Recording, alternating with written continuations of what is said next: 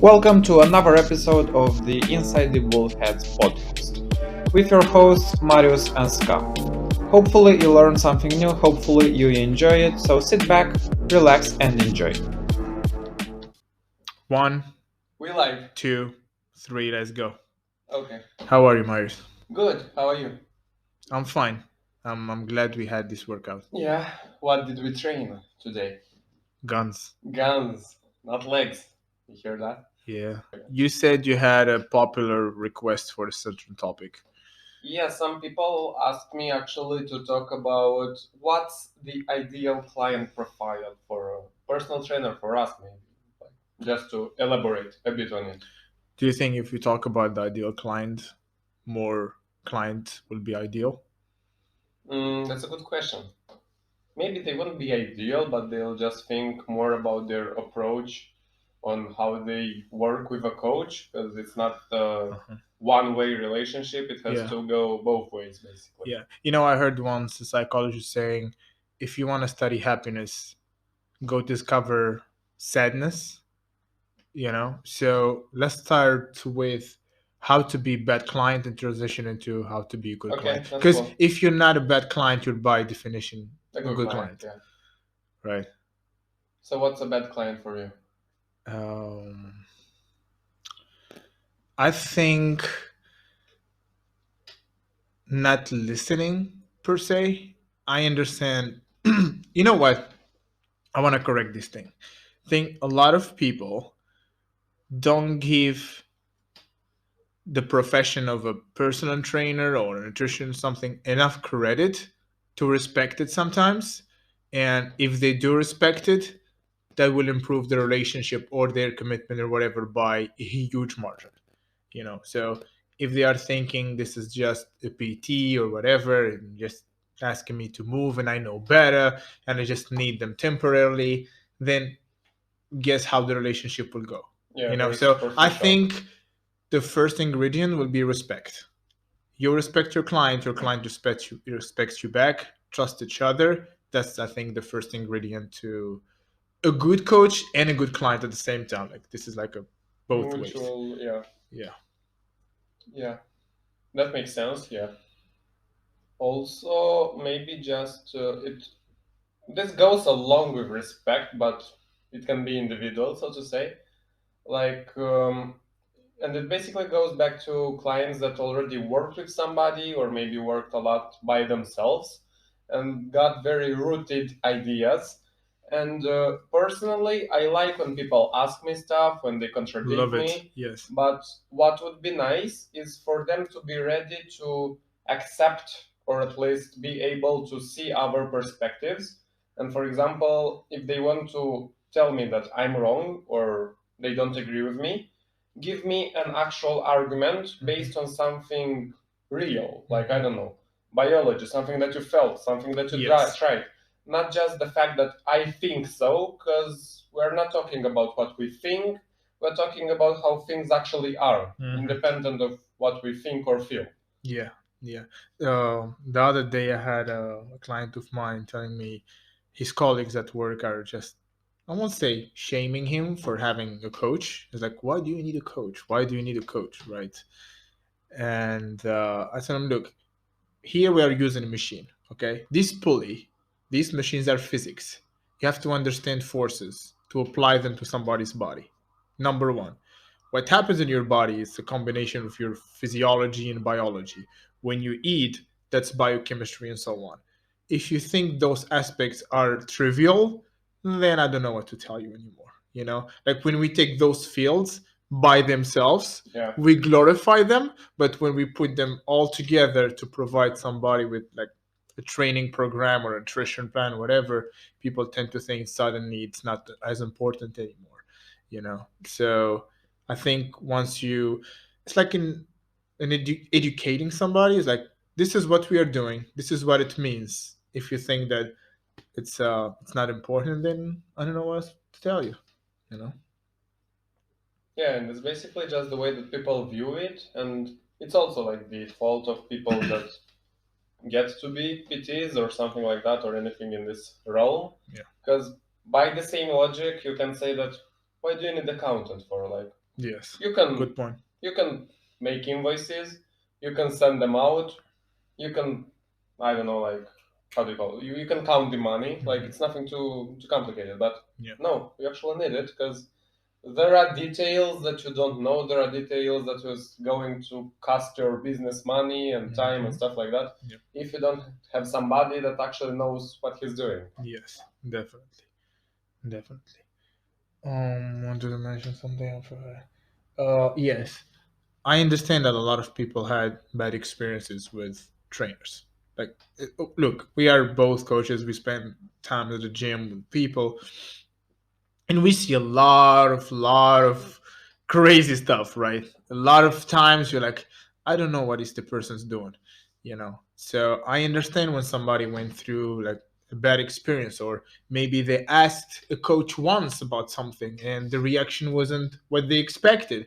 Like, if somebody asked me a question, like the joy on my face is like, you can see it. It's like, I'm happy to explain you what you just asked. you know Others take it personal. It's like, are you questioning me? Yeah. Actually, ask me. You didn't question me. You actually look up to me to seek explanation. So I understand sometimes what makes a bad client per se is a bad coach. Yeah. In a way. It goes hand in hand. Yeah. Other than that, what could it be there? Like, what makes somebody a bad client? Again, when we say bad client, it's not like this is a terrible person to No, exist and they have to be terminated. Okay, this is just in the display of a gym or any program. They're just harder for a person to work with. Yeah. Look, a big one. It's lack of responsibility. Like what? You think that just because you delegated the tasks to somebody else, whether in a training program or nutrition plan, it's like they should do the work for you. But actually, the coach is trying to maximize your chances for you to succeed. They will never do the work for you. You have to cook the meals, you have to show up, and you have to train, you have to put yourself in the right mindset in order to accomplish anything. Like, no coach will do the work for you. Like, you want somebody to show up at the gym excited to work out. Sometimes it's a hard day, difficult day, and they make it anyways, and that's a win.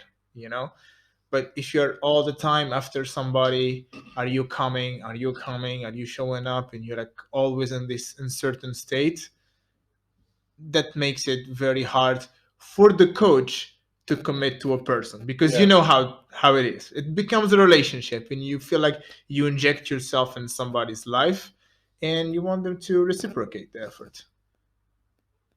Basically, yeah. And another thing would be basically when this doesn't make you a bad client, but it should go away with time because it's more like a thing that some people have in their DNA, so to say, like to overdo stuff and like to work too much. But like, if we did a workout, and yes, maybe you didn't went out of the workout just killed or something like that you can't move, don't go and do like extra stuff just to kill yourself or something like this, because we didn't do that much today, because the second workout is thought to accommodate for that. And Yes. yeah, like, this is something that people, again, this doesn't make you a bad client. At first you maybe don't know about it, but if your coach is like telling you about it and you keep doing it and keep doing it, it's like basically questioning somebody's work. Like, is that gonna work? No, I'm gonna do something extra. And like, so it's basically like going to a painter, buying a painting, and being like, yeah, I'm gonna add some extra paint there because I think it's gonna be better. Like, that's quite disrespectful. Like, maybe you do it the first time because you don't know how it works, but if the painter tells you that, like, my man, the painting is okay, like, you either like it or you don't. You don't have to buy it, but you keep doing it. Not the nicest thing to do, so to say. I mean, I understand that point, but on the other side is the person's way of dealing with things.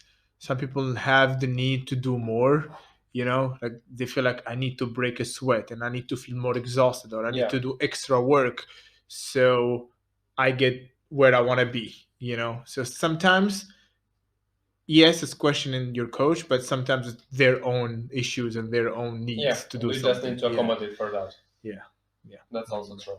yeah.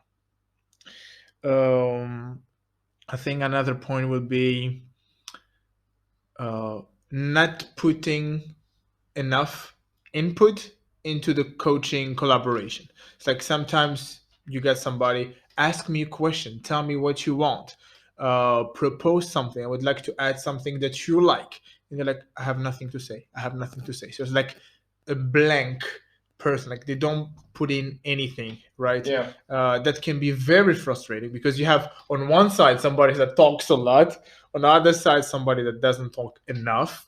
And both of them, I won't say both are as bad, but still they don't make the collaboration as smooth as could be. You need constant feedback, Yes. but not too much feedback. Yes. Like, I don't want to know how your first rep felt and your second and the third. No, like, Yeah.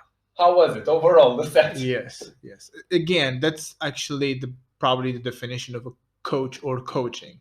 It's not somebody that tells you exactly what to do. It's feedback, right? You give me some, I give you some, work them up, we just mix them up together and just make something that works for both of us. Yeah, the process is pretty smooth, so to say, and it's easy to go with if both participants are on the same page. Long-term thinking. No, short-term thinking. That's what I meant. Sorry. Okay. Short-term thinking. Because you put on pressure on yourself as a client and on the coach at the same time because you're asking for this immediate result. I want to lose X amount in 2 weeks. I want to do it now. And every time you think of something in a very short term, you judge every workout individually and every meal individually. It's like, why I'm not tired enough, why I'm not eating enough, or why I'm not that hungry, or why I'm not feeling this way. Every time you stretch the time span a little bit more, things will just take a different order. So that's the feeling of sometimes coaches will start pushing their clients even more than they should. They won't progress as smoothly in terms of, let's say, it's a training session. Instead of having, so today we are going to go exhaust you like 20% more. If the client's asking for more, you're forced to exhaust them at 80% just so they can feel something, even though you don't want that, but you feel like this is what they're asking for because they have like a 3 month period in which they're going to transform like magic. Sometimes it doesn't happen that way. A lot of times it doesn't happen that way. Most of the times, even. Yeah. And I think also this is also the coach's responsibility to just tell the client, look, this is not the short-term thing. It's your health, it's your body at stake, and just take your time. It's not about, I don't want you to stay longer with me so you can pay me for a longer time, but this is for your own benefit. And hopefully when the coach say that, they really mean it. Yeah, it's basically just managing expectations from the first moment. And just making it as clear as possible. Like, if you're coming in the gym with the expectation of getting in and getting out in 3 months, like Greek architecture or something like that, sorry, but that's not possible. And even if it is, I wouldn't recommend it. True. So whether you're a client or the coach, use time to do things well. Don't use time to do things poorly. This is something I would suggest anybody to think of. Yeah. Okay. So we mentioned what's a bad client is, therefore what's a good client is, right? So we mentioned respect, responsibility, good communication, okay, and avoid short-term thinking. Yeah. So these things will make a good client on average. Okay. Yeah, and that's gonna basically, like, we could go into more details and stuff like that, but if those like 4 checkboxes are there, most things could be solved or will be solved in time. It's nothing too difficult to do, so to say. Yeah. But if there is a lack of respect, the fact that, I don't know, you any other small detail is not gonna matter in perspective with the lack of respect. Yeah. All that being said, the respect part, sometimes coaches don't respect themselves enough, so the client respect them back. So in that case, I'm not blaming the client. Yeah. Okay. If you're not conducting yourself professionally, if you're not doing your job well, if you're not answering the questions, if you're not doing what you need to do to conduct yourself and get what you want and the client, then don't expect your client to or anybody respect else. you. Yes. Yeah, it's pretty easy. Yep. Let's move into what's a personalized program? Like, what does that mean? How does that look actually? Is it just a myth? Does it exist? Yeah. So let me mention this. I see this a lot, especially now in ads, personal trainers, nutrition coaches, and so on. 24/7, 365, available all the time. You don't want that. If you are a client, you don't want somebody 24/7, 365 dedicating their lives to you. You know? Like, you don't want that in general, basically. I don't know. Imagine if you have like 30 people you're working with dedicating that much time. You will go crazy or you will do your job poorly. Yeah. So please, people, don't fall for this availability thing. When you have 30 minutes with your client, spend wisely and well talking about important stuff that's worth way more than the 24/7 365 thing. It's like basically those how do you call them?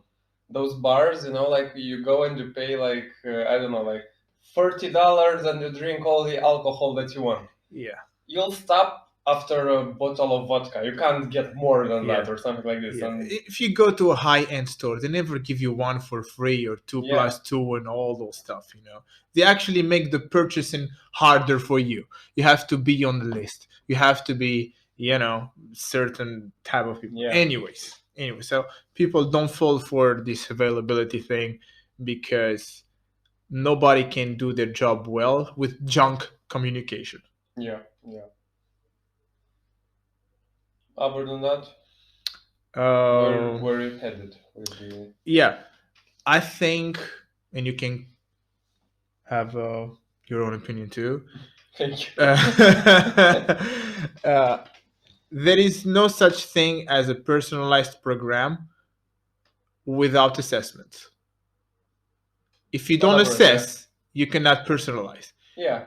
If you give somebody anything without assessing who they are, how they move, their habits, and everything in between, it's not personalized. It's just said to be personalized. It's just not. a program, yeah. Yes.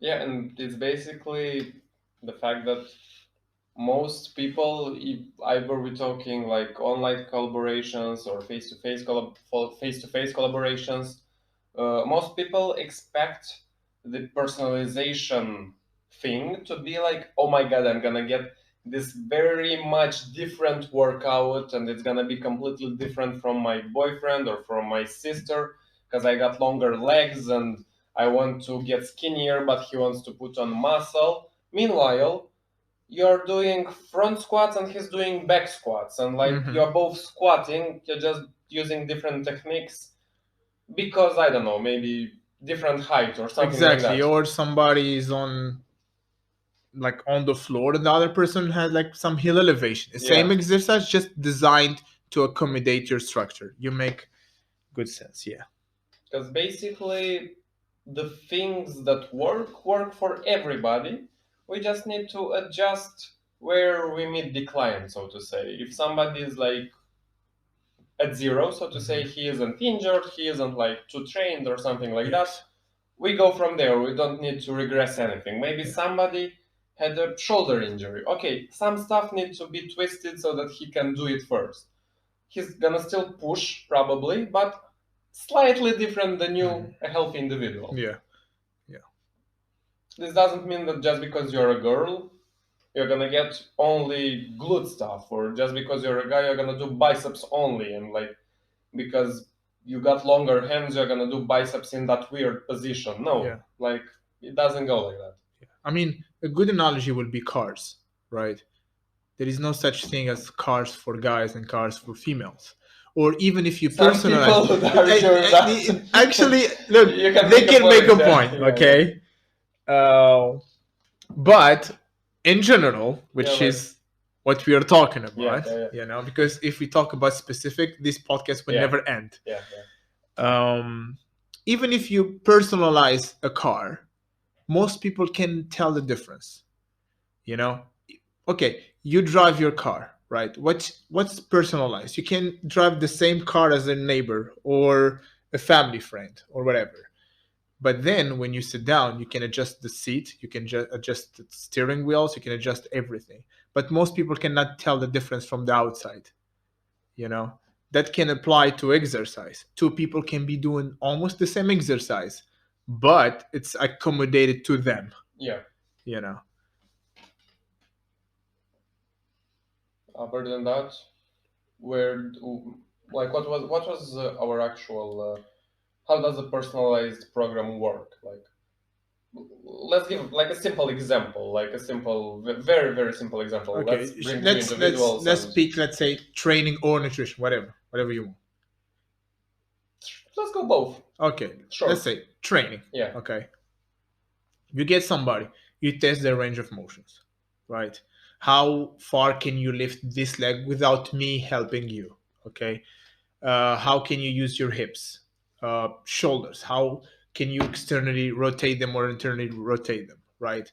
Because I wouldn't put somebody on a fixed machine if they have issues with certain things. Yeah. Some have more balance than others. You know, if I ask somebody, okay, squat, and they just do it perfectly, then somebody else just fold like in front and struggling, a machine will be the best option. Yeah. You know, okay, I'll put a bar or whatever, pick it up from the floor. Somebody just curves from the lower back and like feel miserable, feel uncomfortable doing the movement. Deadlift is not for you, at least now. Let's do something else. Let's use a machine. Let's use a trap bar, right? Okay, do a lunge. They cannot do a lunge while keeping their balance. Okay, let me add something in front so they keep their balance. These are things that you look for. You know, you don't ask somebody just to jump into an exercise and then, hey, figure out how to do it. Yeah. You know, or just tell them, oh, you don't have balance. It's your job when somebody doesn't have enough balance to accommodate. Balance, there you go. Yeah. So basically, yeah.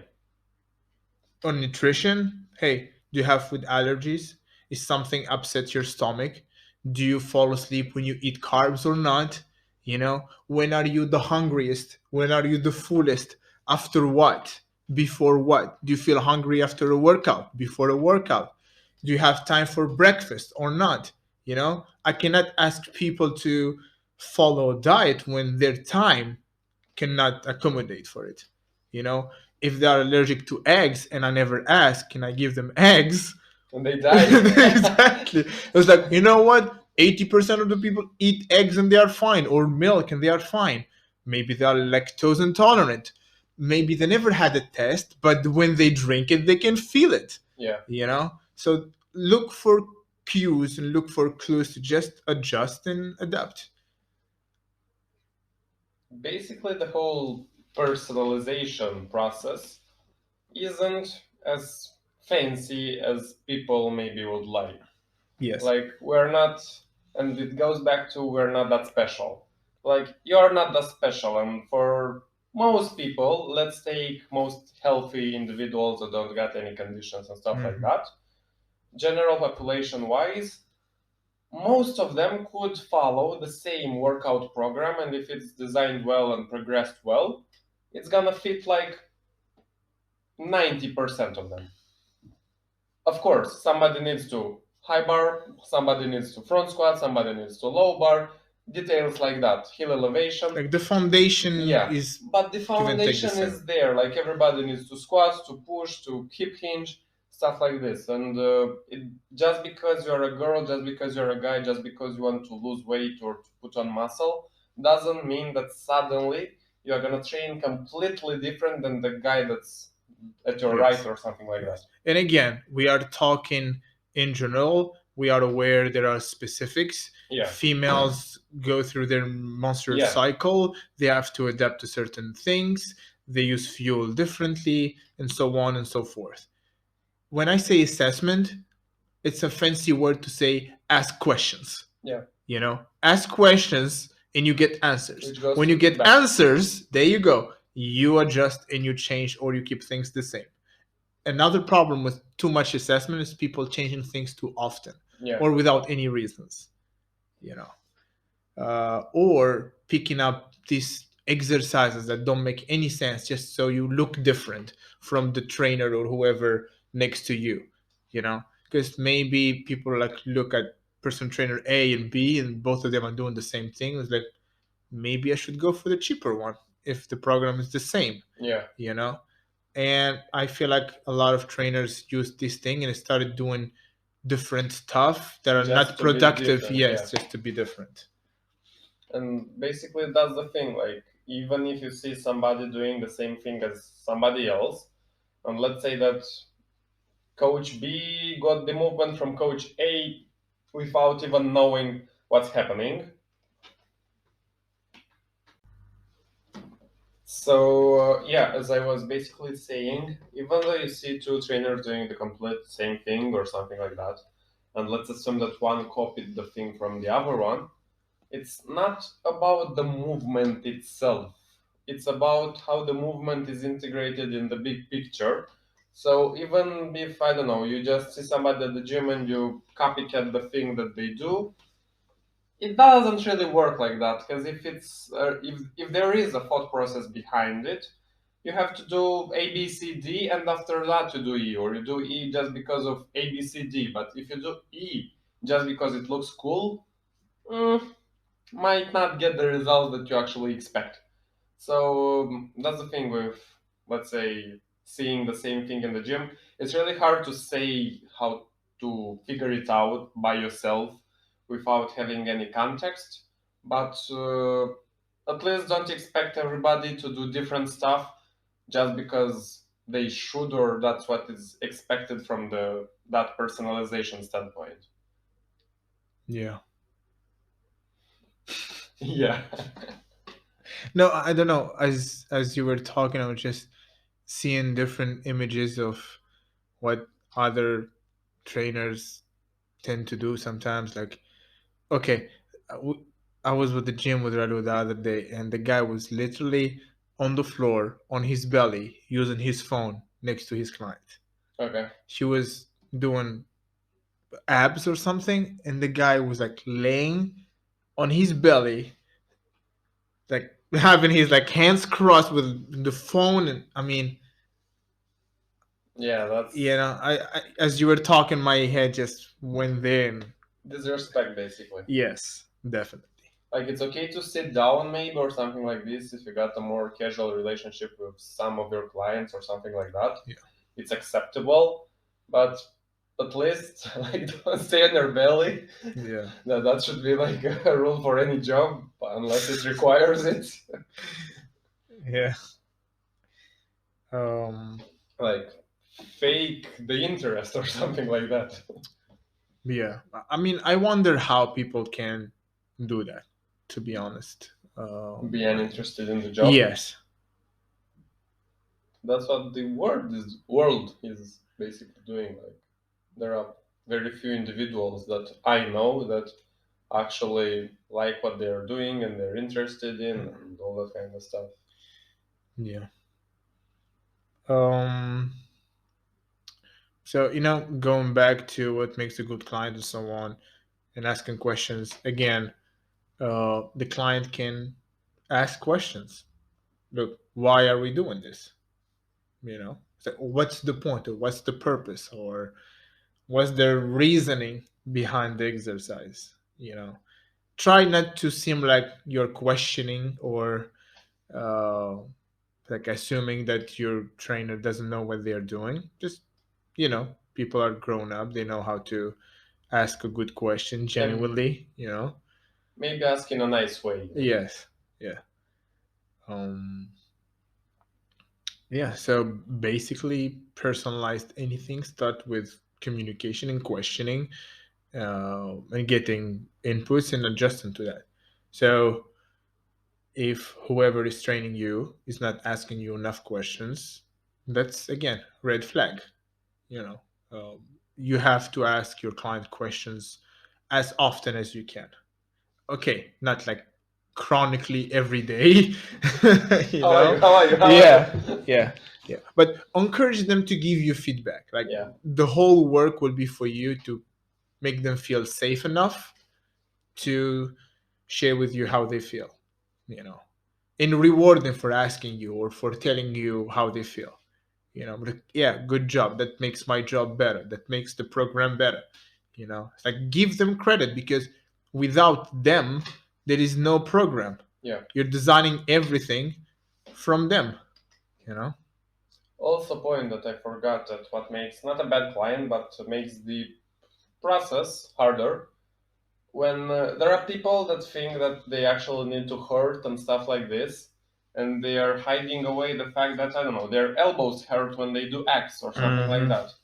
Like that's why I keep asking like, how does it feel? Does it hurt? Stuff like that. Because there are people that literally think they were programmed this way, like maybe they worked with somebody else, and they think that it should hurt, or like it hurts now, but it's gonna get better, like no problem. Yes. And we want to avoid that. Yeah. If it hurts, tell me, please. Yeah. Like I had a client the other day. We were going through an assessment again, and I asked him, "What are the exercises that you hate?" He said, "Push-ups. I hate push-ups." I told him, "No push-ups. You won't do push-ups unless you decide one day you come after work, you're pissed off, you decide to go for some push-ups. Go at it." The irony is, he told me that his last trainer or two made them do push-ups all the time. He was telling them, "I hate them. I don't like them." He's like, "Whatever, push-ups." So going back to what Yeah, makes and there is a difference between like, okay, people usually don't like, let's say, leg stuff, lunges especially because it's unilateral, you get out of breath and stuff like this. And let's say push-ups or any kind of pressing or rowing, like basically stuff that could be very, very, very easily changed with something very similar. We can change handles, we can change body position, you can change basically anything.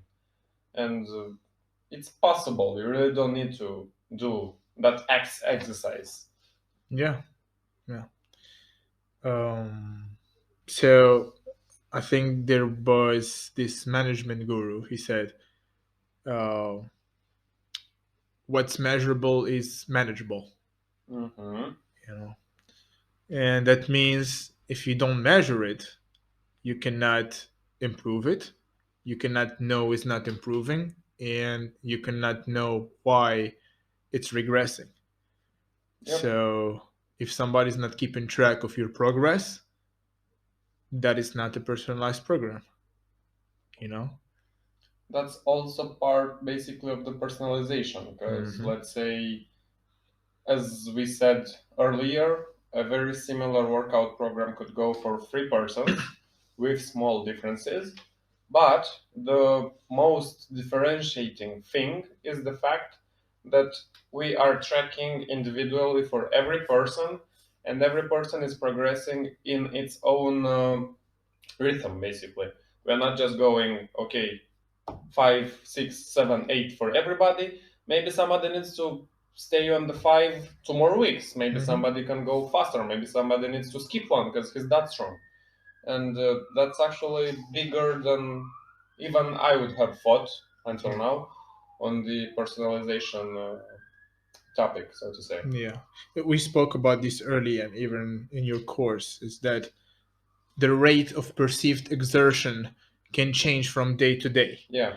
It's not because in the program you're about to push yourself at 80%, you showed up, maybe you're lacking sleep or you're lacking food or a bit more stressed. Doesn't mean that we have to push you there. Yeah. maybe you can take a step back, because every time somebody is under more stresses and we try to push them even more, that's not beneficial anyways. So you have to listen to the person, how they feel, their energy levels, and so on and so forth. Yeah. And that's a big part of the whole progressing long-term kind of Yeah. stuff, because if you don't take that into account, you can injure somebody, Yeah. and that stops them from progressing, and Yeah. we get where we go with it. Yeah. And a personalized program is not a fixed thing. It's not personalized at first and then it never changes. On the flip side, maybe a program can stay for a long time because it's working really well. Yeah. When you don't have to change anything almost. Of course, when I'm saying don't change anything, doesn't mean like all the reps and sets and the loads stay the same. Yeah. Progression is progression regardless. I'm talking about like the combination of exercises and so on can stay the same if the person is feeling amazing doing them. There is like, if it's not broken, don't fix it, right? On the other side, if it's not going that well, maybe that's another chance to change the program. So, yeah. Or maybe the person's goal change along the way. I want to be more cardiovascularly fit. Yep. Or I want to be stronger now. When I want to run for an event, you change things for them. And here, addressing the goals that are changing. Yep. Let's just make it clear that the fact that you want to lose body weight or put on muscle or any kind of, or get more toned, any kind of goal in this realm, the training stays the same. Like, the variables are more on the nutrition side when you want to gain or lose mass, so to say. But the training is not going to change that much. Yeah, you could do more cardiovascular stuff, but you shouldn't do only cardiovascular stuff. Just to get this out of the way when we're talking about goals that change. Yeah. I mean, of course, you're talking about the general person, because there are more nuances into somebody's trying to compete or to gain certain adaptation. You can just make them do more lactic work because the liver will be required to filter more lactic acid and improve and blah blah blah blah blah. That's another point. So we're addressing things that works for the people, average. Average, not a bad thing. Yeah. Just most people. Most people, yeah. There so you that go. most people could use it as advice. Yeah. And if you're a bodybuilder and you're listening to it, then what are you doing? Like, we appreciate you, but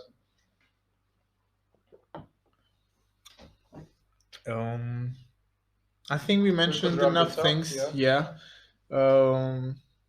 This is like off the top, the topic and everything. We just thought about it, tried to put like a genuine answer to two almost related questions. Thank you for the proposition. Yeah, we wait for more. Like, if you got anything that you're interested in, hit us up. Instagram, anything. Yep. We got a small number of people that trust us enough to suggest and to listen, and we are appreciating that. Yeah, we're grateful for all the feedback. Yep. So thank you for listening.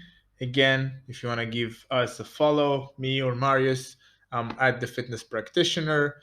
Marius is trained by Marius. Oh my God. And thank you, and have a good one. We wrap it up. Yep. Okay guys, that's gonna be a wrap. Thank you for listening. Hopefully you've learned something. Hopefully you've enjoyed it. Any kind of advice, any kind of feedback, any kind of topics that you'd like us to go over, just send them on Instagram at the Fitness Practitioner or at Trained by Marius. And thanks for having us. Until the next one, enjoy the process.